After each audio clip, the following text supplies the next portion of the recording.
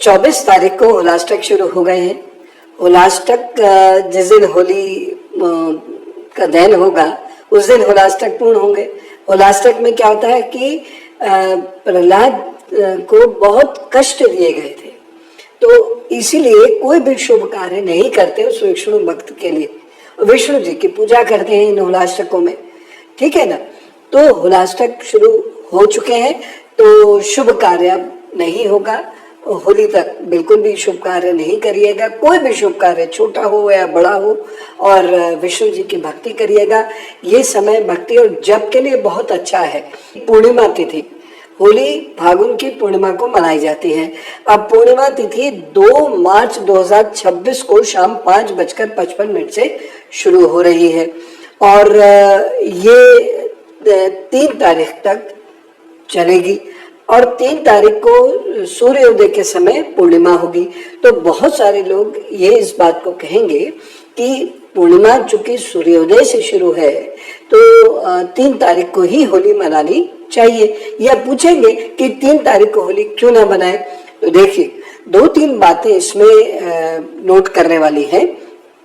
एक तो भद्रा लगेगी तब, है ना, और भद्रा का जो पुच्छ काल है वो 3 तारीख की अर्ली मॉर्निंग 1:25 से 2:35 तक रहेगा और भद्रा का जो मुख रहेगा वो 2:35 से 4:30 तक रहेगा। तो इसीलिए 3 तारीख को नहीं मनाना चाहिए, ये पहला कारण हुआ।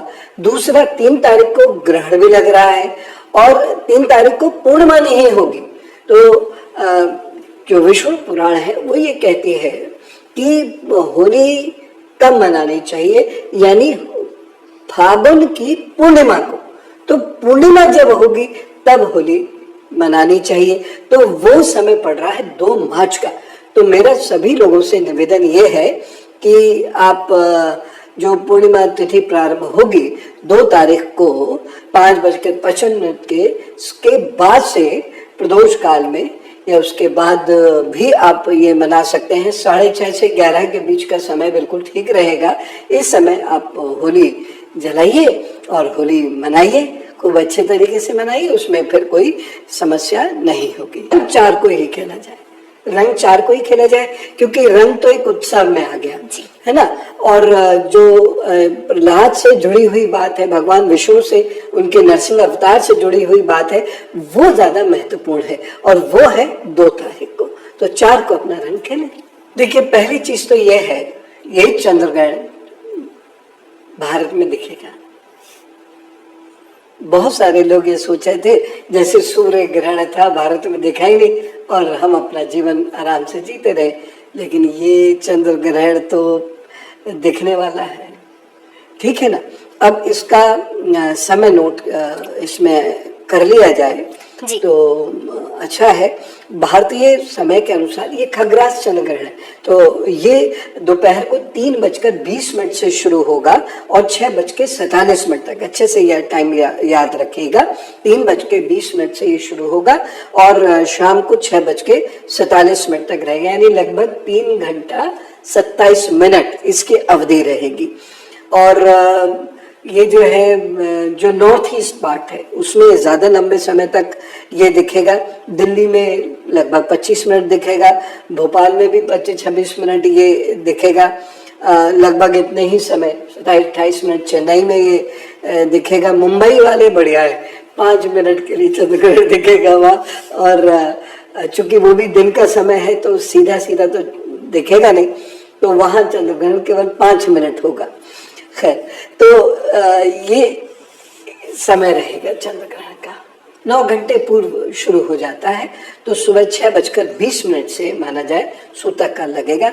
सूतक काल में कोई भी शुभ कार्य नहीं करते हैं, और मानसिक जप यदि आप करते हैं तो करते रहिए, लेकिन पूजा नहीं करते हैं सूतक काल में, ये थोड़े से परहेज रहते हैं। देखिए इसका असर बहुत अच्छा नहीं है, ये इंडिकेट कर रहा है, ऐसा नहीं कि चंद्रमा की वजह से सब जगह नुकसान हो जाएगा।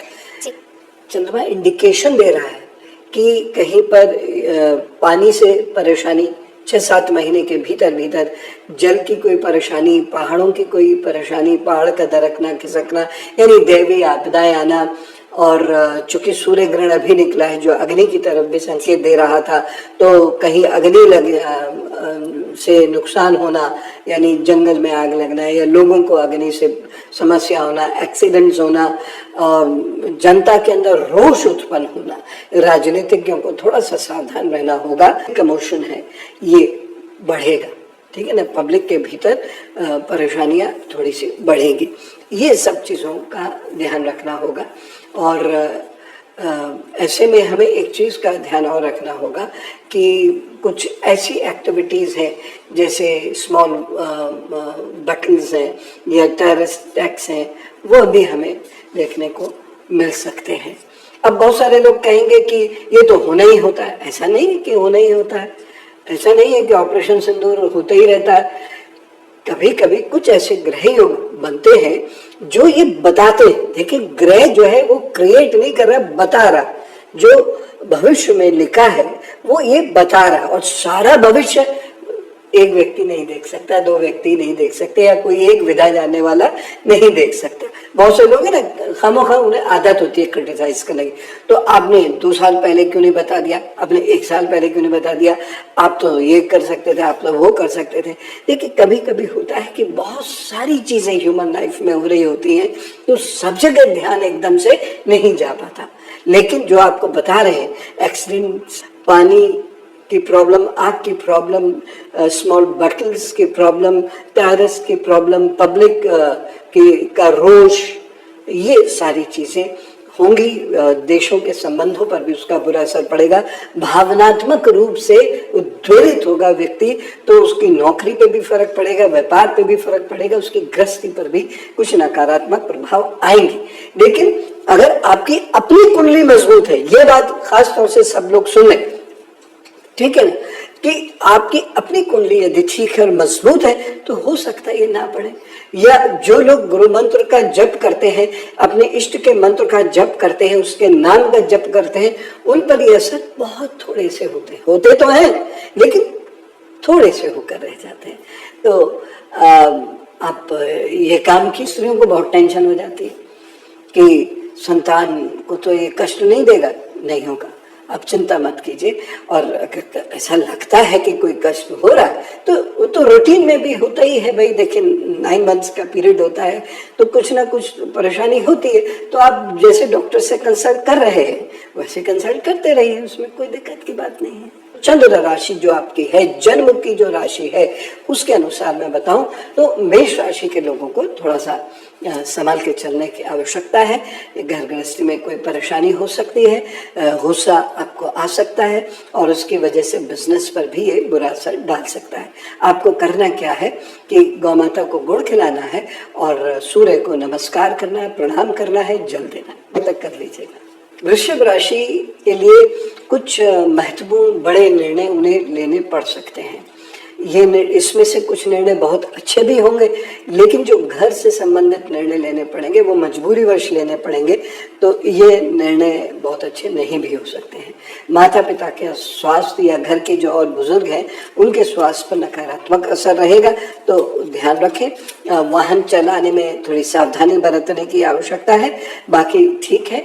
और सफ़ेद वस्त्र आप धारण कीजिए और साथ ही साथ अपने इष्ट की पूजा कीजिए। और एक काम थोड़ा सा ये कर दिया कीजिएगा कि 6 महीने तक प्रतिदिन आप मंदिर जाकर और माँ दुर्गा को प्रणाम जरूर कर लीजिए। जब भी समय मिले, सुबह दोपहर शाम रात, चलते फिरते ये कार्य आप कर लीजिए। देखिए, मिथुन राशि का समय तो बहुत अच्छा चल नहीं रहा है कि अपने बिजनेस का, अपने जहाँ वो जॉब करते हैं उसका, अपने रिलेशंस का बहुत ज़्यादा ख्याल रख कर चलने की आवश्यकता है। और मिथुन राशि के लोग यदि कोई परेशानी महसूस करें तो ओम दुम दुर्गाय नमः, या जो मैंने पहले उपाय बताए हैं वो उपाय यदि आप कर रहे हैं तो वो कंटिन्यू रहे। जो भी उपाय पहले बताए हैं या तो आप उन्हें कंटिन्यू करें, यदि आप वो उपाय नहीं कर रहे हैं तो ये वाले कर लीजिए। कर्क राशि के लिए धन को लेकर समय बहुत अच्छा नहीं है, वाणी पर नियंत्रण रखने की जरूरत है। कर्क राशि का जो समय है ये दिखा रहा है कि बड़ी भागदौड़ रहेगी, मन बहुत व्यथित रहेगा, और परेशानी महसूस करेंगे, घर गृहस्थी को लेकर भी आप परेशानी महसूस करेंगे, लेकिन एज ए होल नुकसान नहीं होगा। आप काम करते रहिए और अपने स्वास्थ्य का ध्यान रखिए, आंखों का ध्यान रखिए, बस और कोई दिक्कत नहीं है। जितना धैर्य रखेंगे, जितनी शांति महसूस करेंगे, आपको अच्छा लगेगा। शिव जी की पूजा करें और थोड़ी देर का ध्यान कर लें, अच्छा होगा। सिंह राशि के लिए चूंकि चंद्र ग्रहण सिंह राशि पर है, इसलिए सिंह राशि को थोड़ी सी परेशानी हो सकती है। सिंह राशि के लोगों को धैर्य रखना होगा, नहीं तो क्रोध से मुश्किलें आएंगी। घर गृहस्थी में भी मुश्किलें आती हुई दिखाई दे रही हैं, इसलिए धैर्य रखें। जो भी और रिश्ते हैं आपके, या कहीं आप विवाह करना चाहते हैं, या मित्र हैं या पार्टनर्स हैं, उनके साथ भी आपको बहुत ध्यान से चलना पड़ेगा। और साथ ही साथ ये है कि गुस्सा, अहंकार ये बिल्कुल नहीं होना चाहिए। मन में धैर्य रखिए, करुणा भाव रखिए, सबसे प्यार से बोलिए और सूर्य को जल जरूर दे दीजिए, या आदित्य हृदय स्तोत्र का पाठ कीजिए, या गायत्री मंत्र का पाठ कीजिए, या ओम घड़ी सूर्याय नमः का पाठ कीजिए और सुखी रहिए, कोई दिक्कत की बात नहीं। कन्या राशि को थोड़ी सी परेशानी होगी, क्योंकि देखिए ग्रहण का असर सभी राशियों पे या देश काल परिस्थितियों पे 6 महीने रहता है, तो ये कन्या राशि पर थोड़ा सा नेगेटिव प्रभाव डालेगा, तो ध्यान रखें। और कन्या राशि के लोग अपनी हेल्थ का विशेष रूप से ध्यान रखें। बाकी तो सब ठीक है और आगे बढ़ने के अवसर तो मिलेंगे आपको, लेकिन जल्दबाजी में कोई पैसा ना कहीं लगा दें या कहीं कोई इन्वेस्टमेंट मत कर दें, अन्यथा हानि हो जाएगी। आप ओम दुर्गाय नमः बस इतना ही जप किए जाइए, और साथ ही साथ जो मूंग की दाल होती है, मूंग की दाल का दान अवश्य कर दीजिए। ध्यान रखना पड़ेगा, क्योंकि अचानक किसी बात पे क्रोध आएगा जिससे रिलेशंस पे बुरा असर पड़ेगा। इसलिए यदि आप नौकरी करते हैं या व्यापार करते हैं, तो आपके स्वभाव के कारण जो मतभेद उत्पन्न होंगे, उसका सीधा प्रभाव आपकी नौकरी अथवा व्यापार पर आएगा। तो आपको ध्यान रखना है। आप रोजाना गौ माता को आटा खिला दिया कीजिए, ठीक है ना। एक काम ये कर सकते हैं। दूसरा एक काम ये कर सकते हैं, अगर गौ माता वहाँ नहीं मिल पाती हैं या आपके साथ कोई परेशानी है, तो आप रोजाना सफिशिएंट आटा एक थैलिया में करते चले जाइए, और उसके बाद किसी 8 वर्ष से छोटी जरूरतमंद कन्या को दे दीजिएगा। हाँ, अचानक कुछ चेंज होगा, लेकिन वो चेंज बहुत अच्छा नहीं होगा। इसलिए कोशिश ये करें कि चेंज जो भी आप करना चाहें बहुत सोच समझ के करें। अचानक कुछ कर देंगे आप, या अहंकार या क्रोध की वजह से आप कुछ कर देंगे, तो उसके परिणाम अच्छे नहीं आएंगे। और साथ ही साथ अपने घर गृहस्थी पर थोड़ा सा ध्यान दें, और जिन लोगों को पेट से पैरों के बीच में दिक्कत रहती है, वो भी थोड़ा ध्यान दें। और मसूर की दाल का दान करते रहे, गुड़ और मसूर की दाल का दान करते रहा करें। भाई देखिए 6 महीने तक ये उपाय करने पड़ेंगे, तो बस ठीक हो जाएगा फिर। और वैसे भी मंगल वाले जो लोग हैं, अगर मैं इनको और ध्यान से कुछ बताना चाहूं कि अंगारक योग से ये निकल रहे हैं, इसलिए आपको और भी धैर्य रखने की जरूरत है। यदि आप आग पे काम करते हैं, केमिकल्स के साथ काम करते हैं, तो बहुत सावधानी बरतिए। ठीक है, काम तो बंद नहीं हो सकता, लेकिन सावधानी आपको बरतनी पड़ेगी। जिस भी प्रकार से सावधान आप रह सकते हैं, सावधान जरूर रहिएगा। और भगवान ना करे अगर ज्यादा परेशानी महसूस करें, तो आप ध्यान करना शुरू कीजिए, और एक तांबे का कड़ा या तांबे का छल्ला अपनी अनामिका में मंगलवार को धारण करें, कोई दिक्कत नहीं आएगी। धनु राशि के लिए चीजें बेहतर है। और एक हल्दी की गांठ को पीले रंग के धागे में अपने गले में धारण करें और नई योजनाओं पे काम करना शुरू करें, आपको लाभ। मकर राशि के लिए थोड़ा आर्थिक नुकसान हो सकता है, ऐसे इंडिकेशन मिल रहे हैं। और वाहन बहुत ध्यान से चलाना होगा मकर राशि के लोगों को। कभी कभी क्या होता है कि हम तेज नहीं चल रहे, हम तो ध्यान से चल रहे हैं, हमारा जब लक खराब होता है, किस्मत खराब होती है ना, तो कोई हमारी गाड़ी के आगे कूद पड़ता है या किसी गड्ढे में जा गिरते हैं।